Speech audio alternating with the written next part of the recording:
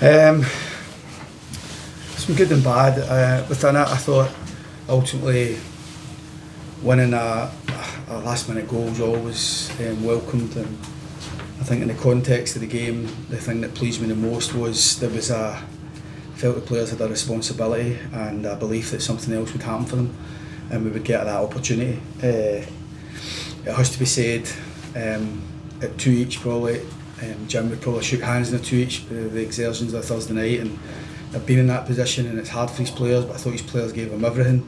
We were hoping to just try and get a wee bit more concerted pressure down the slope. Lawrence had won the toss, we wanted to come down the slope second half. Having been a player here, managed here against Dundee United often enough, I know it sometimes can be a bit difficult, particularly with tired legs, getting out. And the game was just a bit too scrappy for me. It was too many stoppages, there was too many physios running on, and we just didn't get any real rhythm. So it looked as if it may play out, and it would have been a better point for United than it would be ourselves, I think, just in the context of their game on Thursday.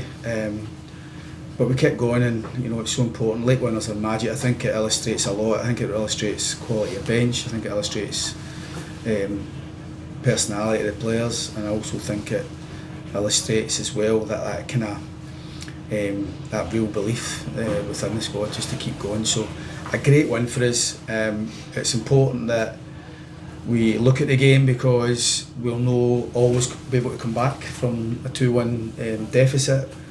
When we lose those types of goals, it will punish us in the future if we don't address it and we don't be better at losing those types of goals. The 2 goals were far too simplistic for me. I know it's a nice free kick, but it's a 60-yard ball in a diagonal. We don't get busy enough to pick up the next one. It's all a bit panicky. We give away a free kick and they punish us, and the second goal's really disappointing. So we've got it to come back for. And the good thing is we found a way to win, and it said we're punting us home happy. It's 3 points, and in the big scheme of things, that's the most important thing, particularly away from home. And the good thing is, the players didn't look as if they settled for 2 each. We tried to make the changes to be positive, but it wasn't perfect, as you see. But it was dramatic. It was a brilliant game. And I thought Dundee United offered so much to it, and they'll feel hard done to not to get something for their efforts. Managers always talk about the collective, but over the last couple of weeks you've highlighted the qualities of Cammy Devlin, and there's another one there in Stuart Findlay that you were so delighted to get. Talk about him. Well, I couldn't get him to score a goal, Commander, but he's kind of stopping now. Stuart's a brilliant human, he's a brilliant boy. I knew, first and foremost, he's got to do his job well defensively, as they all do at the back there, and I think he does that week in, week out. But it's actually nice to see him getting a wee bit of chance to shine and getting a wee bit of plaudits from that side. You see the supporters, they're choking for heroes, they're desperate to have somebody and people, the players to chant their name and to really kind of that adulation. And Stu's job is to try and stop the other team's better players, and he does that time and time again. But it's great for him to score goals. I like the fact we're building a wee bit of reputation on set plays, because he was involved in the penalty kick as well. Saying that, still like us to score more if we open play, and that's something we need to look at as well. But coming from behind, and you need people to stand up, and Stu normally does that, and it's great for him to be involved in all 3 goals. Stuart mentioned that in the dressing room the banter's great, there's a special feeling, the fans are craving that success. As a manager, you've been over the course of a million times before, are you excited by what's happening? 6 points and there's a real feel-good factor around it. Do you share that? Yeah, I think we're all here for a reason. We're all here. I got offered the Hearts job. It ticks so many boxes for me in terms of what I want to achieve here, and obviously there's been increased expectation. We just need to meet the expectation with the fans expect on us first and foremost, and then see where it takes us. But we've got a job at the minute, considering where we were. We're coming from a long way back. We were a bottom 6 team last season. We never made a cup final.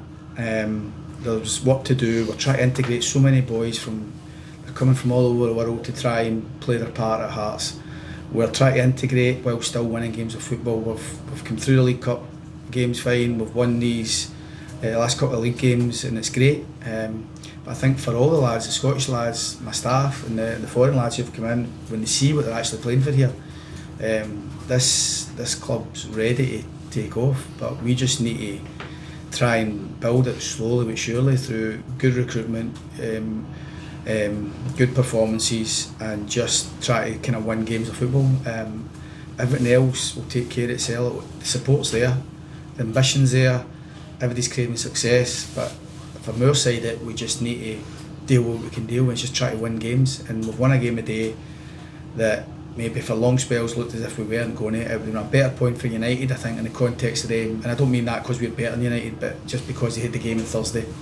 And Jim's done a brilliant job, and I hope they get through on Thursday, because how they responded on Thursday, their performance in Vienna was magnificent, and I thought his players gave everything. So we had it all to do, coming from behind against a good team, and we've managed to find a way to win, so we'll enjoy it. And we'll get ready for St Mirren next week. You joked that your set piece coach was your best signing a few weeks ago. Do you think there's maybe a bit of truth to it? Stu, I think Stu's winning that at the minute.